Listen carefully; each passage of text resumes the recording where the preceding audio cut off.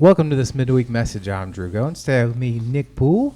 We are continuing our journey through Bible characters A to Z. Today we come to D. Drew. No, we will not be doing Drew today, but we will be doing Damaris. So I want to ask you, did you know who Damaris was before you kind of studied up on her? I had no recollection of that name. I didn't either. That sounded like a political answer. Like, I did not know that woman, but it wasn't. So I promise. No, I didn't. I was not familiar with her at all. So I mean, I wasn't either, and there's good reason. I mean, not many people know Damaris. It's not a household name like Moses or David or Goliath. Let's do some honorable mentions for D's. You have David.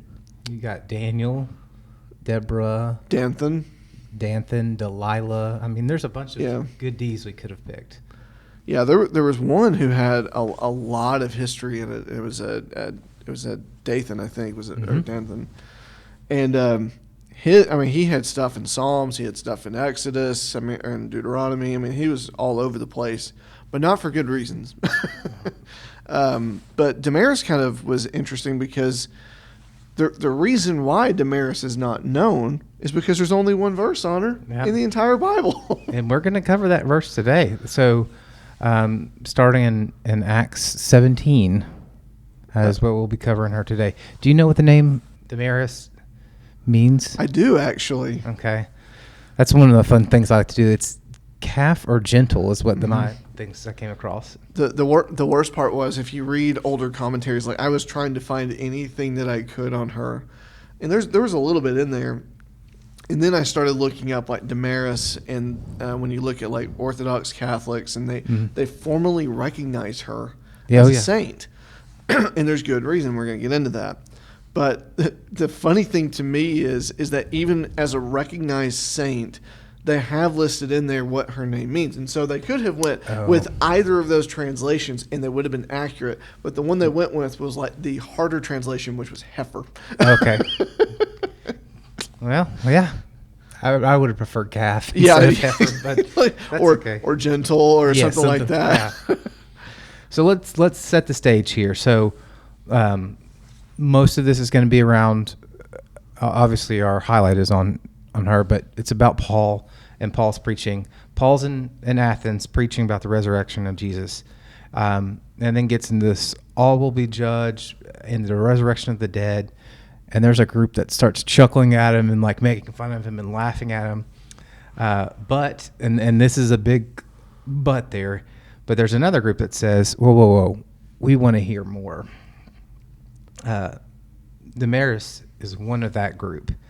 Also with that group is, you have to help me here, Dionysus, yeah. Who was rumored, or what in tradition would know, would later become the bishop of Athens. Mm-hmm. So we know those two names just based on what we read in Acts. Those are the two names. So is that pretty good, fair stage? We set the stage for this person? I think so. I think I think one of my main notes that I've kind of put in my stuff was, when you look at Acts 17 verse 16, it says, while Paul was waiting for them in Athens, so he's on his missionary journey, and he's just kind of waiting around for his friends to kind of catch up with him. And it just says he was greatly distressed to see that the city was full of idols. So he reasoned in the synagogues with both Jews and God-fearing Greeks, as well as in the marketplace day by day with those who happened to be there. I think this is kind of a neat thing, because I know we're supposed to be talking about Damaris, but when you have only one verse that is centered around this person, you've got to come to the conclusion that you're going to have to talk about things around this person a little bit and other more. things that may be referencing Correct. That person. And this is what brings her into the limelight. So, yes, we are trying to talk about Damaris here and be to honor her time on this podcast. The other side of it is you got to build the scene around her a little bit. So you got Paul, and what I love here is Paul gets bored. Paul noticed what's going on, and then Paul decides, like so many others in our culture today on social media, to go and start just debating people. Yep. It's not like people were going up to He reasoned in the synagogues with both Jews and God-fearing Greeks. And then, as well as in the marketplace day by day. So, I mean, there's this buildup from, like, the people that he knew he was going to be able to talk to about this to the people that weren't going to listen to him very well. And there was a cultural reason behind this as well, and we're going to get into that in just a second. But, yeah, I think you're spot on. Do you know this is Paul's most dramatic and fully recorded speech or sermon or whatever we want to call this of his entire missionary career? No, I don't think I realized that. Yes. So like it's kind of cool if you think of it, like obviously he wrote a ton and we get to, but if in person, this was his most fully recorded, like this is the longest recorded thing we have of his speech wise. Pretty cool. So that's really interesting. I never really noticed, or I don't think I even saw that in the research I was doing for this. So where do you want to go? So let's talk about what happens after he starts doing this debate. So let's just kind of walk it through, and let's try to we'll call this the road to Damaris. Okay, I like it. So he's in the middle of the city. He's talking to them, and he's having these debates, and then people are ridiculing him because he's new in town. He doesn't have this title amongst the people in Athens as someone who is knowledgeable. So I think in our time we would almost consider them like having PhDs or professors of a university. Like we consider them very honorable people. And I think in Athens' time, to have that title, to have that honorable mantle thrown on you was a big deal. Yeah, these are the great thinkers. These are the philosophers. These are of the day, per se. Exactly, and so to be in the middle of this elite group was a huge honor. And finally, we get further on in there, and it says they said this because Paul was preaching the good news about the Jesus and the resurrection. Then they took him and brought him to a meeting of the Areopagus, where they said, "May we know what this new teaching is that you are presenting? You are bringing some strange ideas to our ears, and we would like to know what they mean." I think that is beautiful. Mm-hmm. And a lot of people are just like, okay, they're questioning him, they're putting him on trial, and I'm like, no, there is a genuine curiosity here.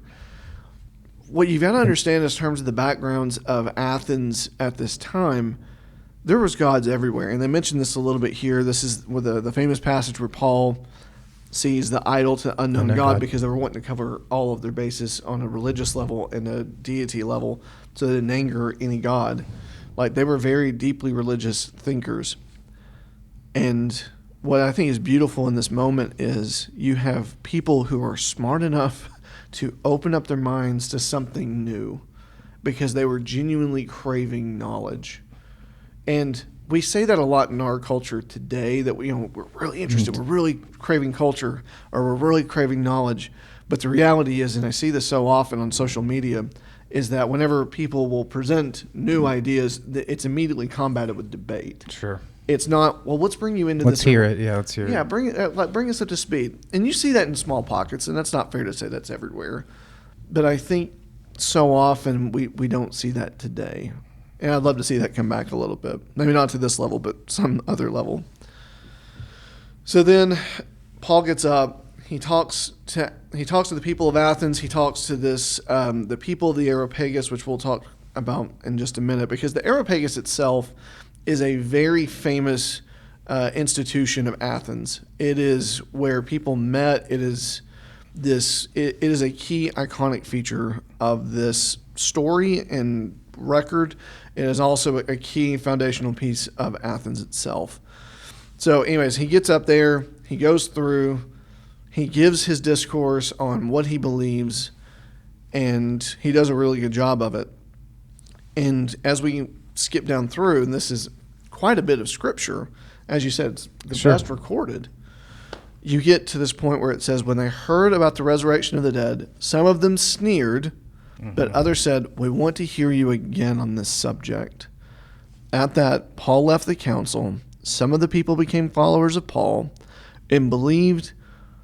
Among them was Dionysius, a member of the Areopagus, and also a woman named Damaris, and a number of others. With them. That's verse 32 through 33 there. Yeah. Yeah. And so what's really cool about this is that of a number of others, so you've got 2 that are named, and then a number of others that weren't. This is key for a couple of reasons. One, because like you said, Dionysus, and we can kind of compare this to current records versus what we find in Scripture and how it's translated. And then you get to Damaris. And you see Dionysus as the guy who's the bishop of Athens. And then you get Damaris, who is a saint later. And what's so cool is the reason the author decided to add Damaris and Dionysus as their own separate entities was due to the fact they were members of the Areopagus. They were highly regarded members of their culture. Which is probably unusual for her, but not for him. So like foreign educated women, probably, and again in Athens, women were probably a little bit more secluded than a prominent position on this council. So, which is again important, I think. I mean, it is, and it's really interesting when you look at Damaris and you begin to think, oh, this is some of the first Christians in Athens. Oh, this is from some of the first like female influence that we start seeing in Athens.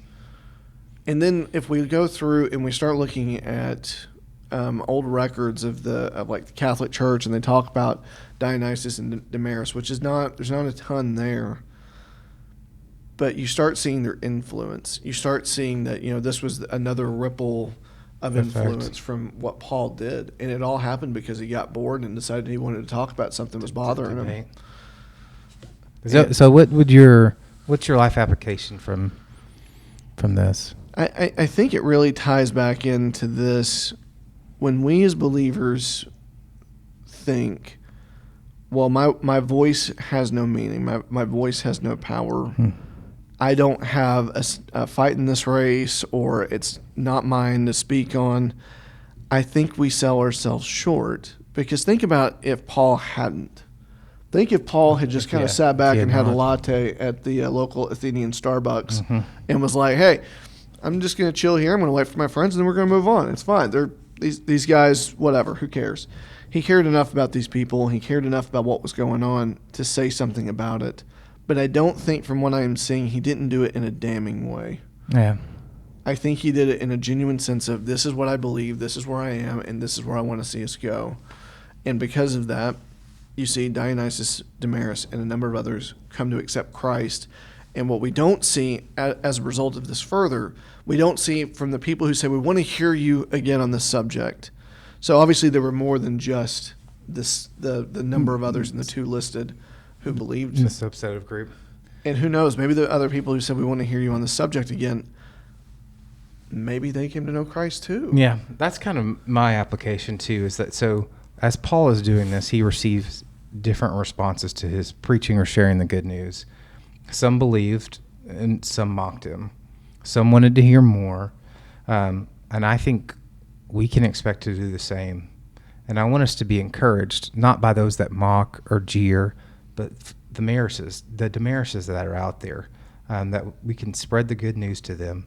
That if there were only 2 and not some others there, Paul's labor was not in vain there.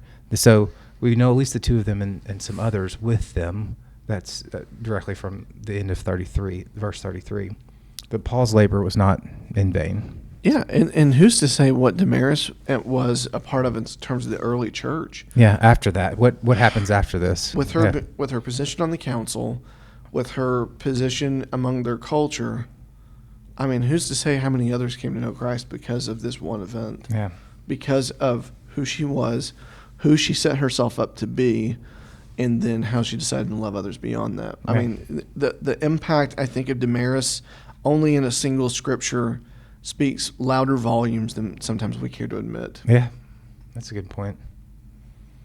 Awesome. Well, thank you for doing this today. This was fun. Yeah. So we hope you're listening out there. I hope you stay connected, stay encouraged, and God bless.